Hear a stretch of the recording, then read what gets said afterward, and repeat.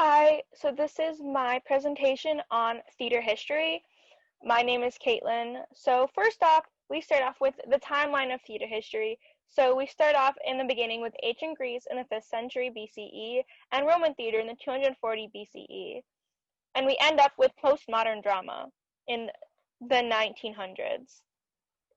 So first off, with Greek theater, it was considered a special event. It was part of festivals dedicated to the pagan god, and they usually were large performances, and they lasted all day, so people were able to leave, eat, drink, and socialize. Also, playwrights were considered very important to civic life, and because the theater was associated with pagan gods, once Christianity started up, it slowly started to decline. The first known play in Greece that was known to be wrote was Thespis in 534 BCE, and Thespis is where we get the word thespian from. Also, most plays were chorical drama, and the cast was primarily men. They also used presentational acting because of the size of the theater. Theater also was considered an amateur endeavor, and they were done at festivals. An example would be the festival dedicated to Dionysus. They also were done in huge theaters that could sit up to 17,000 people. Some development was they used Aristotle's development of the theater, so usage of plot, character, theme, diction, music, and spectacle. Costumes also became a thing by the 6th century BCE, and most costumes were tunic-like, and they're actually called chiton. Sorry if I pronounced that wrong. The setting, and they solely had settings, and also the design elements of the stage were very much one design fits all. It usually depended on the size of the theater, and is usually very minimal. Some plays and playwrights that were well known, I'm so sorry if I butcher these, would be the Eumedes by Aeschylus and Lystrata by Aristophanes. So Lystrata is still really well known.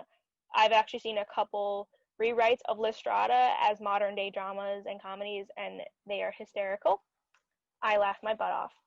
So then we have Sophocles, Euripides, Aeschylus, and they are considered well-known dramatists at the time. Next, we have Roman theater in 240 BCE, and they were very much influenced by Greek theater. They borrowed plot and structures for their plays, but they also took out chorical drama, so they no longer had that part in their comedies. The first play in Rome was produced in 240 BCE by Livicus Andronatus, and Roman drama actually becomes more influential during the Renaissance. Most shows are produced in coliseums and paratheatricals because it slowly became more sport-light with chariot racing and gladiator combat. Also, costumes were still based on the current style of dress, so tunic-like, but because it was more sporty, they actually also wore armor or something to protect themselves during the gladiator combat. There's also vocal delivery was key because of how big the coliseums were. They also, so plays and playwrights, Plautus, Terence, and Seneca were three well-known playwrights, and they are who we know the most about for Roman theater. We have Plautus who did comedies, Terence who also did comedies, and then Seneca did violent tragedies. So Seneca's violent tragedies were more of a type of closet drama because of just how violent they really weren't meant for the stage. We also have next medieval theater. So medieval theater still reigned sacred, and it ended up becoming a tool to spread Catholicism for the church, and they did it through liturgical dramas, and it was usually done in churches or cathedrals. A well-known playwright would be Roswitha of Gandersheim. She's from Germany, and most of her performances were produced anonymously. This also was the time of the rise of actor manager, and the settings were considered symbolic. Next would be the Italian English Renaissance from 1562 to 1642. At the time, theater became a profession and playwrights became vital to society. However, they were seen morally suspect because of their involvement with the stage. It was also really difficult for women to engage in theater, and those women in theater were usually widowed or divorced. Also at the time, because plays weren't seen as literature, they weren't produced as much, but there was also little to no copyright laws. If you would sell your script or play to a company, they were allowed to make any changes they wanted. There was also flat fees till the 1700s, and then royalty started up. This is also considered the Elizabethan England, or the golden age of theater. At this time, dramas were increasing, but many were still influenced by the church, so religious dramas actually became troublesome. Queen Elizabeth I also paved the way for plays and companies in England to flourish. This allowed Shakespeare and his competitors to grow and create their work, which also laid the groundwork for the golden age to come. Next would be the development. So they also had perspective painting, which paved the way for elaborate scenery, which led to the development in both scenery and theater architecture. We also have commedia dell'arte, which was based on improvisation and stock characters. It was a comedy type performance. We also have increase of playhouses for performances, and then the opera starts up too. Some known plays and playwrights would be Shakespeare, of course, with Hamlet and Macbeth. We also have University of Wits was a group of educated men who wrote and combined classical and medieval playwriting. We have Thomas Keed, who wrote The Spanish Tragedy, and Christopher Marlowe, who wrote Edward II. Next would be French neoclassicism. This was a type of theater that the government used to control the culture and what was spread around. There was 100% censorship in the plays, and they actually created Comédie Française, which was the French Academy. It was government run, and it was created to basically spread French culture and French ideals and information that needed to be spread, basically. By the 1600s, it became widely adopted among theaters, mostly in courts and state-led theaters it became adopted in. This was during and after the Renaissance, and it was based on renewed interest on the classics from ancient Greece and Rome. This also led to commedia dell'arte to flourish in Italy. Some known plays and playwrights was Pierre Corneille, who wrote La Siege. It was a war pamphlet, but it lacked adherence. There was Racine, who wrote the tragedy Padre. We also know that this is the peak of comedies and tragedies in France. So we have Molière, who combined farce, commedia, and neoclassicism. He worked for the King of France, and he also wrote The Misanthrope. He also was known to ridicule in things with social and religious ideals, but he still followed what neoclassicism was. Some developments were the three unities of neoclassicism, which was time, place, and action, but neoclassicism was also more used to teach and please the audience. Next would be the Restoration drama, 1660s. So this took place after the interregnum of Puritan rule. So theater was banned for a decade because they did not think it was what the church wanted, and they didn't like what it stood for, of the lies and just what was in the theater. So once the restoration of the monarchy happened with King Charles II in 1660, he brought back the theater, but however, it was with very tight controls, and actually playwrights were imprisoned depending on where they were and what they wrote about, and that still happened in the later decades to come. Some developments in theater was plays shifted. So they slowly deviated from neoclassicism by the late 1700s, but plays shifted with explicit scenes, so there was an increase of rape scenes and more explicit scenes in the shows. There was an increase of breeches roles, which was females that played men, so thus women were more allowed in theater, but it still was kind of frowned upon. There was opera and pantomime happening at this time, and there is Italianate staging, which was a type of illusion of depth on stage in the late Renaissance area, which is this era. Some known playwrights and plays was Thomas Killigrew, who created many closet dramas, and then William Richery and William Congreve. They made the Comedy of Manners, and it focuses on proper social behaviors of members of specific classes. Next would be Romanticism. Romanticism was a diverse movement and embraced the natural world, and that the artist is the genius.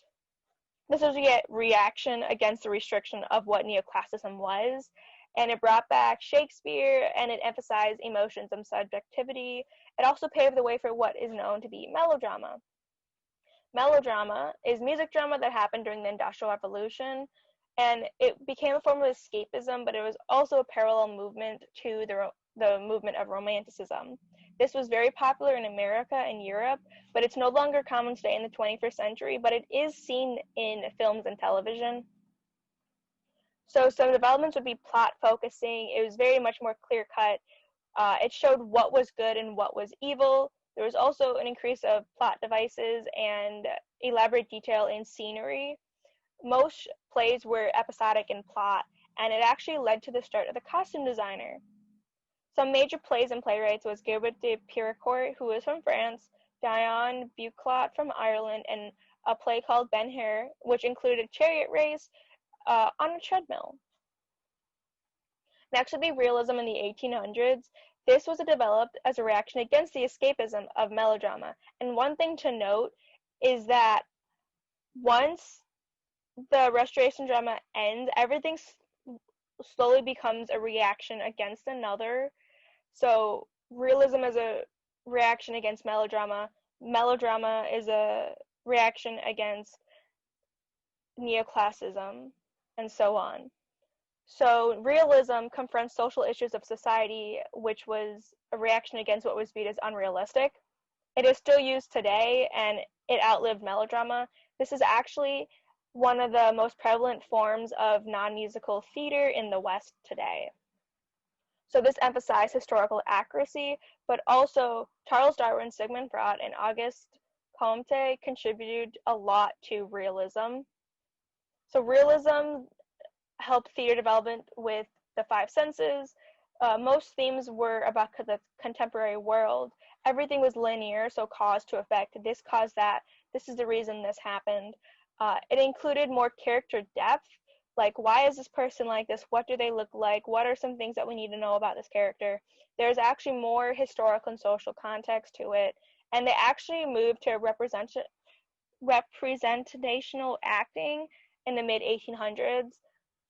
And they actually moved away from two-dimensional sets to three-dimensional sets at this time.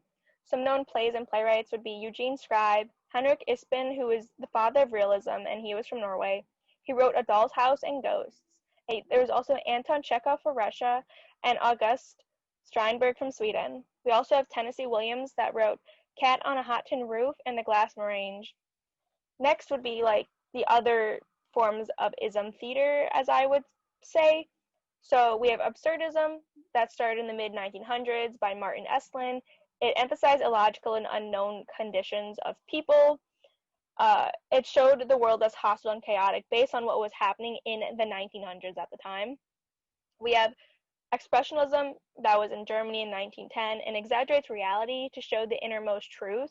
This also led to the rebel against materialism of the time. We have futurism, which was mostly an aesthetic movement in primarily Italy and Russia, and it focuses on tech and celebrated youth while it rebelled against harmony. Most of these plays were short and called synthetic dramas. We also have Dadaism, which was after World War I, and it celebrated randomness but also showed disharmony after what had happened with the war. This was also a time of radical in the ideas for theater. We also have naturalism, which is considered an extreme form of realism. An example would be August Strindberg, who wrote Miss Julie. There's also symbolism in 1885, and it was a reaction against realism, and they use abstract symbols to show meaning. Maurice Maeterlinck was a well-known playwright for symbolism. Next would be postmodern dramas.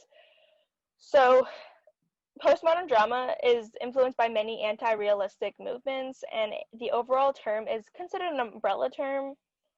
It was outlined by philosophers Frederick Jameson and Jean-Francois Lyotard, and it marked the shift away shared cultural and intellectual assumptions. The term encompasses the radical shift in many ideas for politics, science, culture, and arts. In the 1960s and 70s, many groups used this type of theater to experiment. However, it has yet to produce any radical revolutions in mainstream theater. Some developments would be it abandoned linear narratives, it embraced parody and technology, and it also reworks of existing texts, and the text at hand can have multiple meanings. However, they still use the basic structure of drama first set up by Aristotle. And then a well-known playwright and play would be Heiner Müller's Hamlet Machine, which is actually loosely based off of Hamlet written by Shakespeare. So how theater has changed. Of course, the increase of new technology and technology innovations is a huge thing with how theater has changed with lighting, sound, and set design. The also increase of cast and crew positions from director to manager to producer to the designers and smaller crews. Next would be like the types of theater and layout spaces from the black blocks to the arena style to the proscenium style. We also have types of plays, genres, and performances. We now have a lot of subgenres for something and combined genres for specific plays. We also have an increase of music and transitions in a show, theater companies, and who controls the rights to a show. So what you have to do to put on for a show, who controls the show, and also usage of multiple styles in a show is huge in today's theater. And all of what we know about theater gave way to what is known as amateur theater, Broadway, off-Broadway, off-Broadway, community, professional, etc. types of theater. That is the theater history. I hope you guys enjoy. All the information in this video came from the book Intro to Theater 100, Explore Theater by Pearson. Thank you for watching and have a nice day.